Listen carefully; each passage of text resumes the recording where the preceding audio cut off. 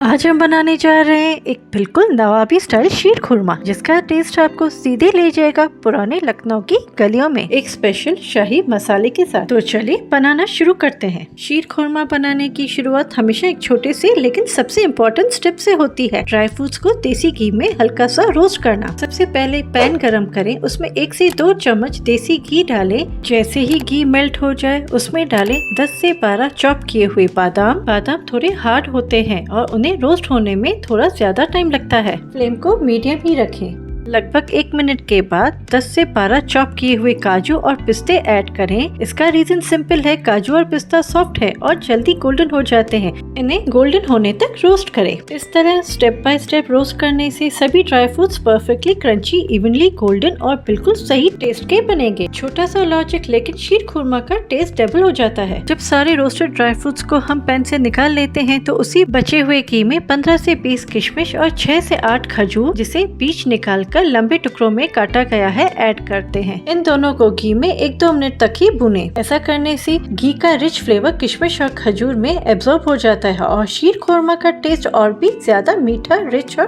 Festive बन जाता है। अब किशमिश और खजूर को भी घी से निकाल लीजिए। अगर आप हमारे चैनल पर नए हैं तो सब्सक्राइब कीजिए और बेल आइकन को दबाना न भूले, ताकि सब नोटिफिकेशंस आप तक पहुंच सके। इसी पैन में जो घी बचा है उसमें पतली वाली सेवइयां डालें। सेवइयां डालने से पहले उन्हें हाथों से हल्का सा तोड़ लीजिए। इससे वो इवनली रोस्ट होती है और बाद में खाने में भी परफेक्ट साइज की लगती है। अब मीडियम फ्लेम पर सेवइयां को लगातार चलाते हुए भूनें। हमें इन्हें हल्का गोल्डन ब्राउन होने तक रोस्ट करना है। ध्यान रहे फ्लेम मीडियम ही रखें, क्योंकि हाई फ्लेम पर सेवइयां जल सकती हैं और टेस्ट कड़वा हो सकता है। जब सेवइयां सुंदर गोल्डन हो जाए और हल्का सा रोस्टेड एरोमा आने लगे, तब समझ लीजिए ये बिल्कुल परफेक्ट बन चुकी है। पैन को गैस से उतार लें। अब हम एक गहरा बर्तन लेंगे और उसमें 1 किलो दूध डालेंगे। यहाँ मैं फुल क्रीम मिल्क का इस्तेमाल कर रही हूँ, क्योंकि इससे शीर खुरमा ज्यादा रिच और क्रीमी बनता है। अगर आप नॉर्मल दूध यूज कर रहे हैं तो भी बना सकते हैं, बस उसे थोड़ा ज्यादा टाइम तक उबालना होगा ताकि वो अच्छी तरह से थिक हो जाए और टेस्ट भी रिच आए। दूध को मीडियम फ्लेम पर उबलने के लिए रख दें और बीच बीच में चलाते रहें ताकि नीचे लगे नहीं।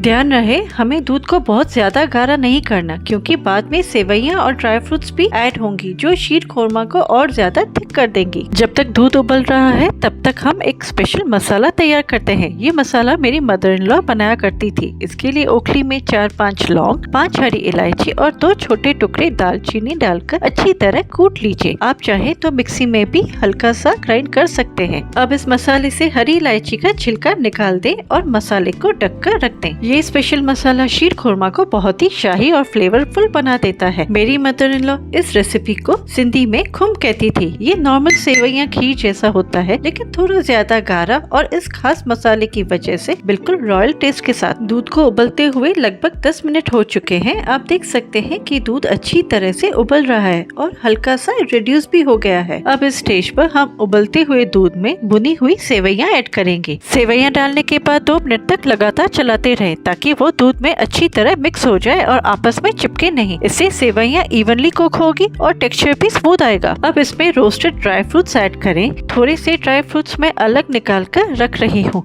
ये हम बाद में गार्निशिंग के लिए यूज करेंगे। इस तरह से हर चीज सही टाइम पर ऐड करने से शीर खुरमा का टेस्ट और टेक्सचर दोनों परफेक्ट बनते हैं।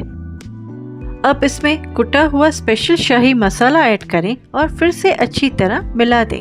इन सबको मीडियम फ्लेम पर पकने दें और बीच बीच में चलाते रहें। ऐसा करने से दूध के ऊपर मलाई की पतली पतली परत जमती रहेगी, जो शीर खुरमा को और ज्यादा रिच बनाती है। साथ ही सेवइयां धीरे धीरे सॉफ्ट हो जाएगी और ड्राई फ्रूट्स और मसाले का फ्लेवर दूध में अच्छी तरह घुल जाएगा। इसे तब तक पकाएं जब तक सेवइयां बिल्कुल सॉफ्ट हो जाए और दूध हल्का सा गाढ़ा न हो जाए। बस इसी स्टेज पर आपका शीर खुरमा बनने के बिल्कुल करीब है, रिच, क्रीमी और बिल्कुल शाही टेस्ट के साथ। सेवइयां अच्छी तरह पक चुकी है। अब इसे मीठा बनाने के लिए मैं इसमें 4 चम्मच चीनी ऐड कर रही हूँ। आप आप अपनी टेस्ट के हिसाब से चीनी कम या ज्यादा कर सकते हैं। एक बात ध्यान रखें, इसमें खजूर की नेचुरल मिठास पहले से ही है, इसीलिए चीनी हमेशा टेस्ट चेक करके ही ऐड करें। अब इसमें केसर ऐड करें, जो मैंने 15-20 मिनट पहले थोड़े से गुनगुने दूध में भिगोकर रखी थी। भीगी हुई केसर डालने से उसकी खुशबू अच्छी तरह निकलकर शीर खुरमा में घुल जाती है। चीनी और केसर डालने के बाद इसे अच्छी तरह मिक्स कर दें और 1-2 मिनट हल्की आंच पर पकने दें।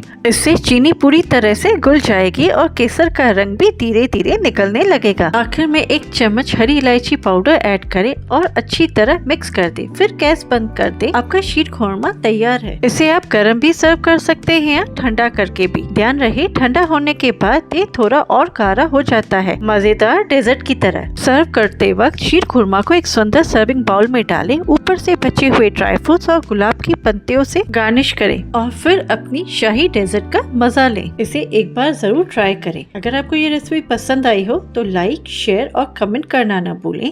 Thank you.